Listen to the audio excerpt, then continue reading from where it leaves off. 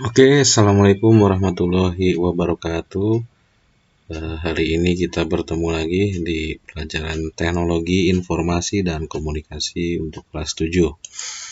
Pada hari ini kita akan membahas tentang algoritma dan pemrograman. Ini merupakan pertemuan ke-6. Oke, kita mulai saja. Algoritma. Algoritma merupakan langkah yang dilakukan sebelum membuat suatu program komputer. Jadi sebelum membuat program komputer diperlukan algoritma atau perencanaan. Kira-kira akan dibuat seperti apa, langkahnya seperti apa. Misalkan membuat game, levelnya berapa, terus berjalannya si game tersebut seperti apa gitu. Jadi algoritma ini merupakan sebuah konsep yang sistematis, yang logis, dan bisa diuji benar atau salahnya. Algoritma ini ditemukan oleh Abu Ja'far Muhammad ibnu Musa al-Khwarizmi, di mana beliau hidup antara 780 Masehi sampai 850 Masehi. Itu sebabnya kata algoritma dalam bahasa Inggris algorithm itu diambil dari namanya Al-Khwarizmi. Agar tidak bingung, berikut contoh dari algoritma. Ini contoh pertama. Misalkan, ini contoh algoritma dalam kehidupan sehari-hari ya, agar lebih paham. Algoritma berangkat sekolah. Yang pertama, menyiapkan perlengkapan sekolah.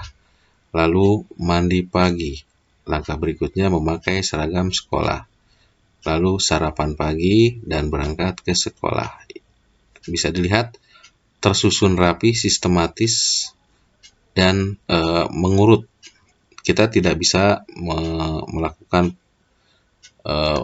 pembuatan algoritma secara acak. Misalkan berangkat ke sekolah, yang pertama dilakukan adalah sarapan pagi, lalu berangkat ke sekolah, lalu mandi pagi, lalu menyiapkan perlengkapan sekolah, lalu memakai seragam sekolah. Tidak mungkin saat berangkat ke sekolah kita mandi pagi di sekolah.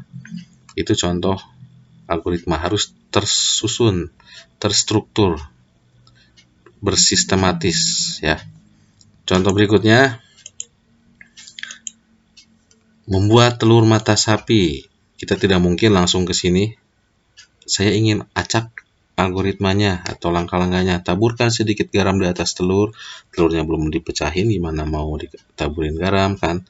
Terus pindahkan telur ke piring, masukkan 1 sendok minyak kelapa ke wajan, matikan kompor. Wah, itu kan ngaco. Jadi harus terstruktur. Nyalakan kompor, simpan wajan di atas kompor, masukkan 1 sendok minyak kelapa ke wajan, masukkan telur ke wajan, taburkan sedikit garam di atas telur, pindahkan telur ke piring, matikan kompor. Itu algoritma membuat telur mata sapi. Contoh ketiga, algoritma mencangkok tanaman.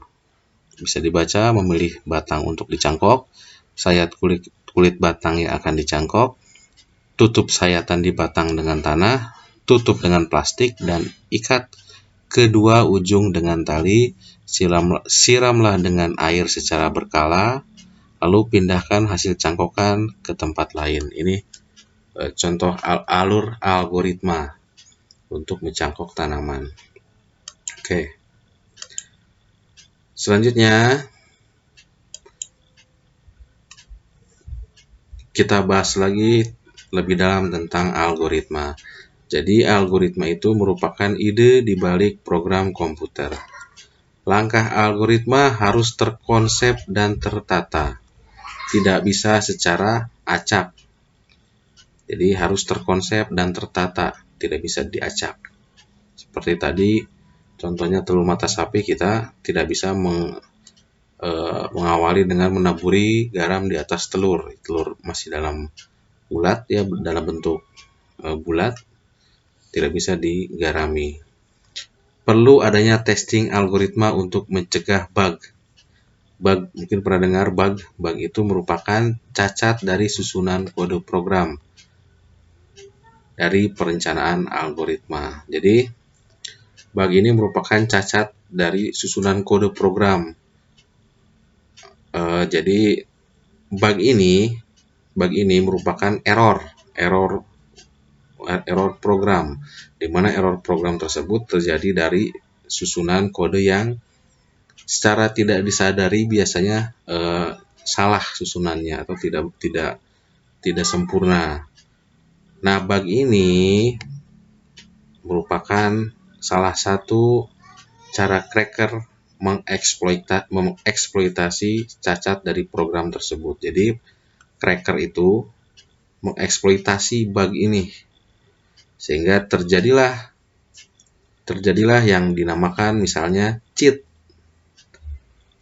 atau misalkan mencoba bermain Minecraft di laptop, kita mendownload, kita tidak usah membelinya, langsung menggunakan langsung memainkan, maksudnya itu sudah dilakukan proses eksploitasi cacat program oleh cracker dari bug yang dicari.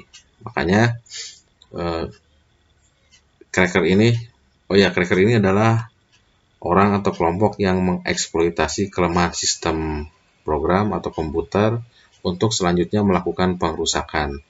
Hasil akhirnya bisa ada cheat atau program-program bajakan. Jadi awalnya dari sini, dari bug diakali.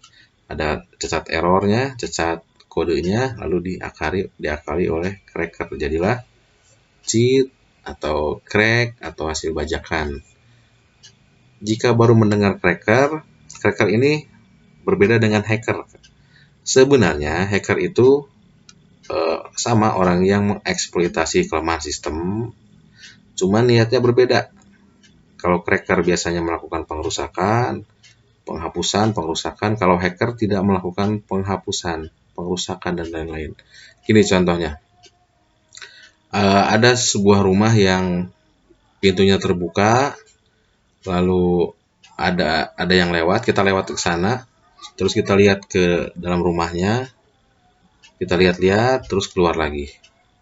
Kita hanya masuk ke sistem rumah tersebut tanpa melakukan perusakan, pengambilan barang, dan yang lain-lain. Nah, kalau cracker itu masuk ke dalam, merusak, mengeksploitasi, mencuri, dan yang lain-lainnya. Jadi, yang ada di media sekarang sebenarnya agak rancu ya. Harusnya hacker itu niatnya tidak merusak, hanya mencoba kelemahan suatu sistem, mengoprek, masuk ke dalam. Kalau sudah masuk, sudah, hanya tes ilmu bahasanya.